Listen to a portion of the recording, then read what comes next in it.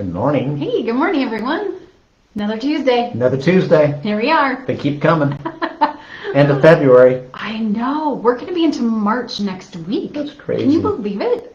So today we are going to talk about appraisal gaps. We're going to dive into some of the nuances because there's a little bit of confusion when a gap occurs, what you do, what the language actually means. And then we're also going to talk about when you utilize the appraisal objection form. So go ahead and pull up the appraisal gap language. We're going to read that real quick. This is the language that we've advised you guys to use in your contracts. We have it in our interactive contract on Elevate, is where most of you probably pull this from.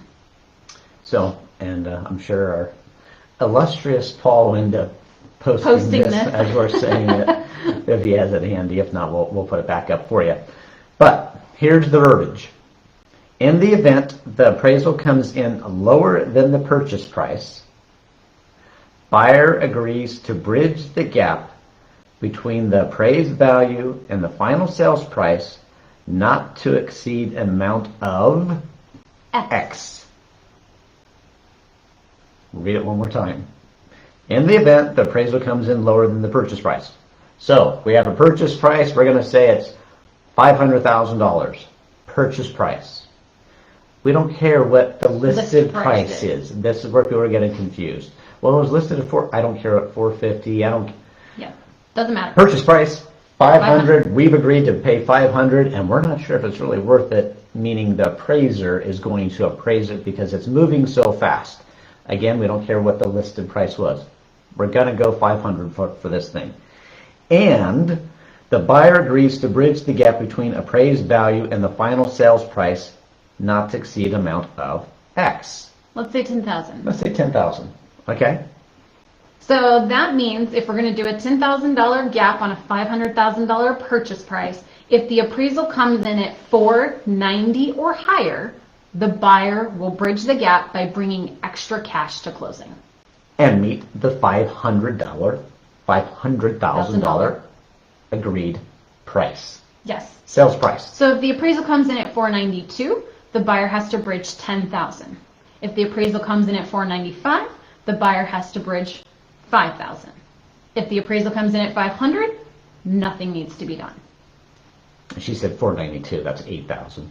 Did I say? Small correction. You don't have to use your whole $10,000 if you're $492. Yes. You're just going to make up the difference. If it comes in short, you'll make up the difference. You've got extra money. You're not beholden to the bank. Yes. And the appraiser saying, you can't afford this. All you can afford, you said you're going for a 20% down payment, and it has to appraise at full price. Otherwise, you don't have enough money in your pocket to pay for this thing. Exactly. You're saying, I've got extra money to bridge that difference. And I'm okay doing that.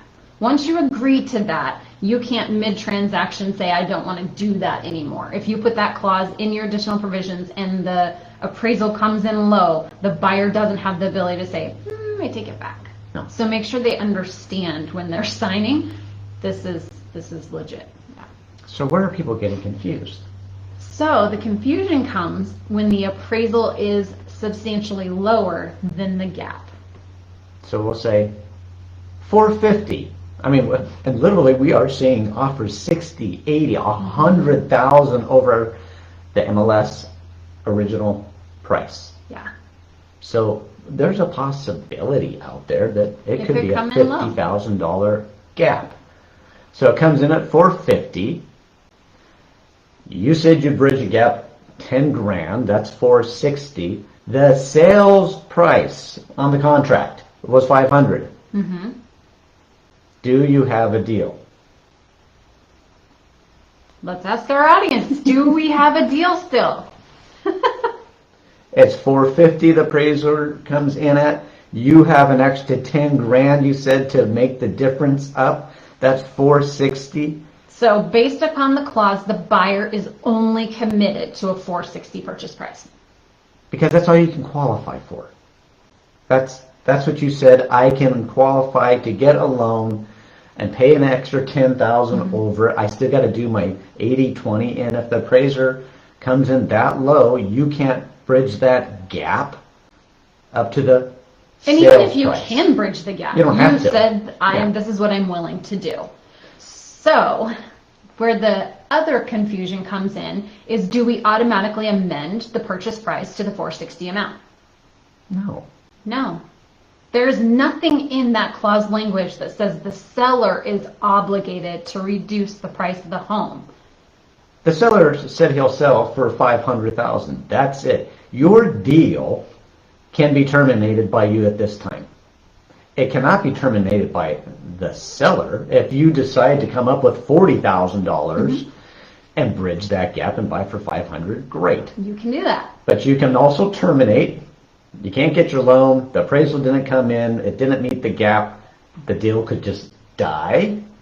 Or you can try to renegotiate, but the seller is at no obligation whatsoever to renegotiate with you. If you're to say, oh my gosh, I can't make up the difference, but I do have $30,000, how about $490,000?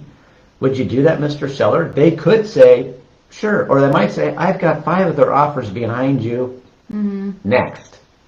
So the seller is never obligated to negotiate outside the original contract price. Yep. Period. And so the buyer has the right to terminate. You guys can try and renegotiate. And do be mindful of the fact that the appraisal deadlines are much like inspection deadlines. And if you meet a stalemate and you don't have a resolution, the contract will automatically terminate if you guys don't withdraw the appraisal objection or move forward with a renegotiated purchase price.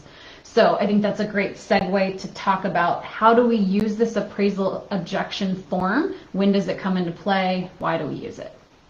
So in the scenario that we just gave, where the appraisal came in at 450, buyer is willing to bridge the gap up to 460, but the agreed upon sales price is 500, buyer needs to submit an appraisal objection. It's a one-page form that basically says, property didn't appraise at purchase price. And you attach a copy of the appraisal to that and send it to the seller, to the listing agent. There is no place on that form to say, this is what we'd like to do. It's not a form to solve problems. It's just to say, we got a problem. We're objecting. We need to talk. So what do we do if I'm the seller and I don't want to talk? I said $500,000. I've got all these other offers. I don't want to talk. That's it. Either the buyer terminates, the buyer comes up with the extra money. Those are really the only options. So yeah, we had this question-ish, not really a question or a statement, Rocio. You still need to negotiate with the seller. Seller must agree to adjust the price. So if you want to negotiate with the seller, then the seller can agree to negotiate with you if they want to.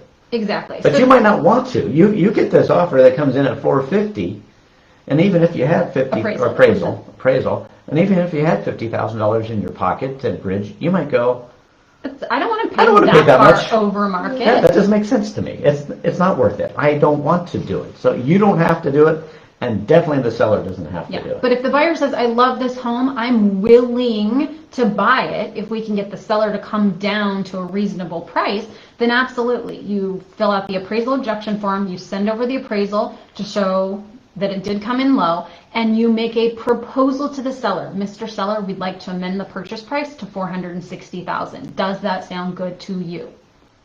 Pretty simple to me. People are getting confused, though. Yeah.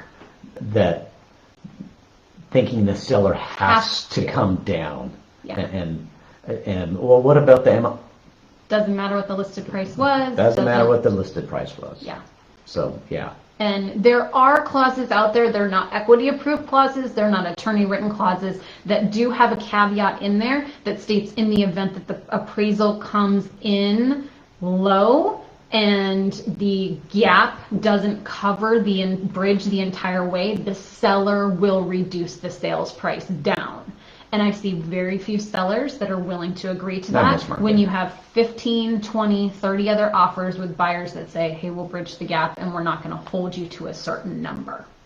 Typically, when you get further into a transaction, there's a little more leverage potentially. If that seller's buying another home, if they've already scheduled moving companies, they may say, it's not exactly what we wanted, but we're willing to negotiate a little bit. There might be a little wiggle room there. Yeah.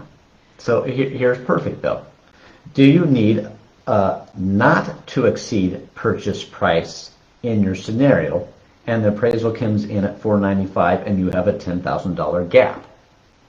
So I think I'm hearing you think is, oh my gosh, I said I'd spend $10,000 more than the appraiser. So is it now $500?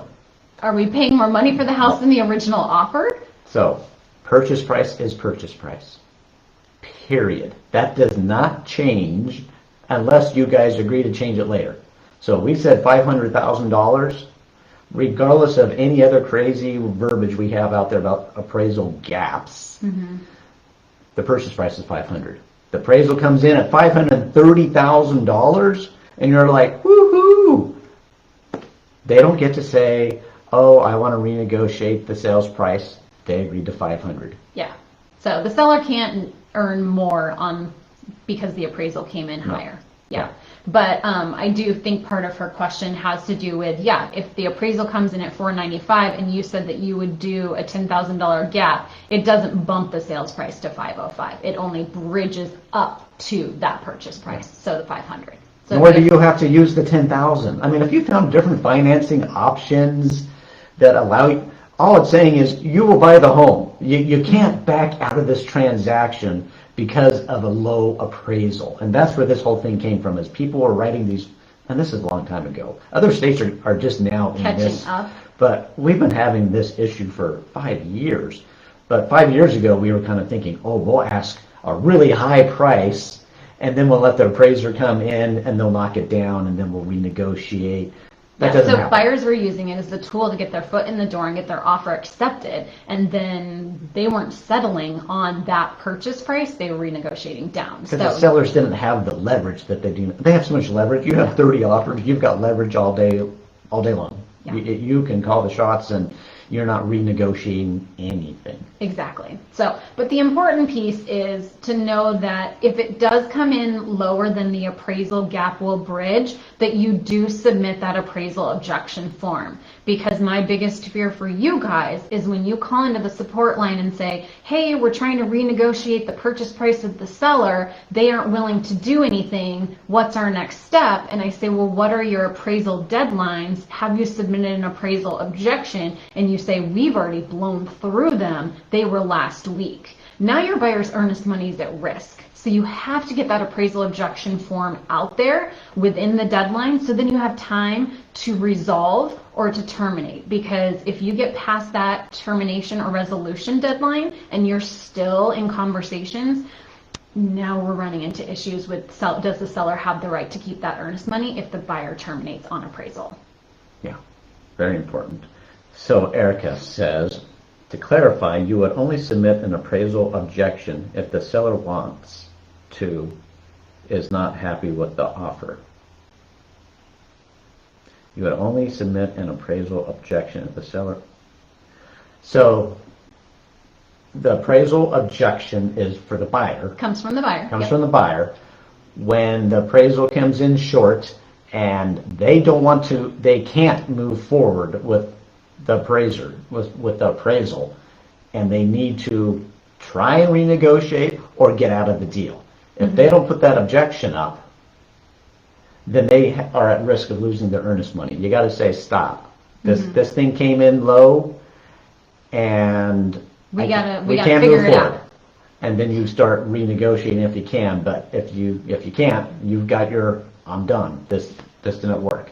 Yeah, and kind of think of it as like an inspection objection. Like you're bringing forefront all of the items that are concerned to the buyer. You don't necessarily have to have a definitive answer as to how both parties are going to move forward. It buys you time to either renegotiate or to legally terminate the contract within the constraints of the deadline. So objecting is just saying, we got a problem. We got to figure this out. Yeah, so it's not about the seller. The seller's offer. It's about the buyer putting a halt that they can't move forward with the current situation. They can't bridge the gap. It came in too low. I'm either going to cancel this transaction or will you renegotiate with me? Exactly. So think of it as the earnest money protection piece. Yeah. And that's why it's so critical. If you don't do this and you keep moving forward and then you try and back out and say, oh, it came in too low and I can't afford my loan, it's like, that sounds like a good faith thing. I think you should have backed out a long time ago. You strung me out for another 2 weeks. I'm going to keep your earnest money. Yeah, and you can have a severe earnest money dispute. That would be a tricky one. So, good question. Yeah, you guys have a lot of great questions. Yeah, Keep them coming. there is no automatic termination. You got to, so very good, Beth. Yeah, that you got to put this appraisal termination notice. Appraisal objection notice out there. Yeah, if you keep moving forward, you just keep moving forward, and everyone's assuming that we're all good. It's like any other deadline, like your title deadline. If you don't object, that means we're full speed ahead. So yeah, if you don't object to that appraisal, the seller can assume that you guys are moving forward. And just to clarify, we mentioned it a little bit earlier, this appraisal objection is similar to inspection objection in the event that at 11:59 p.m. on the resolution deadline, if both parties have not reached an agreement or the buyer has withdrawn that objection, the contract automatically terminates. And I've seen agents negotiating, oh, we'll make this work, it ought to happen. You know, maybe you called them up, oh, the appraisal came in low, but you didn't do the actual objection. And well, we're going to work it out. And then after the objection deadline passes, you don't have it worked out. And like, no, we've got these. Your buyer is at risk of losing their earnest money. Yeah, so make sure you keep everything in writing and be really, really cautious of those deadlines and those automatic terminations. There aren't too many dates and deadlines in the contract that have automatic terminations. Appraisal and inspection are one of them, and that seller can just wait till that appraisal resolution date passes and then move on to the next buyer. And even if your buyer was planning to move forward, they can be out of luck. So I like Paul, yeah. A thought from Stacy that always stuck with me: the appraisal objection is a declaration saying, hold up, we have a problem with appraisal, need to figure it out. Yeah. Yeah. And if you don't figure it out, then the deal's dead. Yeah. If you don't hold up, declaration, stop, and you pretend like you're moving forward, you are. You are moving forward, and your earnest money's at risk if you can't close. Exactly. So. Is it the same situation with an FHA loan? No. FHA loans, appraisal dates and deadlines don't matter. So we put the dates and deadlines in the contract for the appraisers as a recommendation on when we'd like to see that appraisal come back. But because FHA is a government-backed loan, the buyer does have all the way up to the closing date to terminate if the appraised value comes in low. If it comes in at purchase price or above, then there is no worry. But that is one caveat with the FHA contracts, FHA loans, is that buyer could, even though they say initially we're moving forward, we're going to bridge the gap, they can change their mind, and legally, contractually, they have the right to do that. Hence why we're not seeing a lot of FHA and VAs rise to the top of the seller's list of who they want to accept. It's not as favorable to the seller. Yeah. But there are some things. And so when you're representing your seller and you have that discussion, I mean, you're obviously not steering them one direction or the other, but when they say, what's the benefit of working with a conventional buyer, a cash buyer, an FHA buyer, or a VA buyer, and on the VA and FHA, you're going to say, appraisals are a little tighter with condition of home. There may be repairs that are, going to be a condition of the loan, and FHA buyers and VA buyers have all the way up until the closing date to terminate on a low appraisal if we do get a low appraisal. So, two negatives.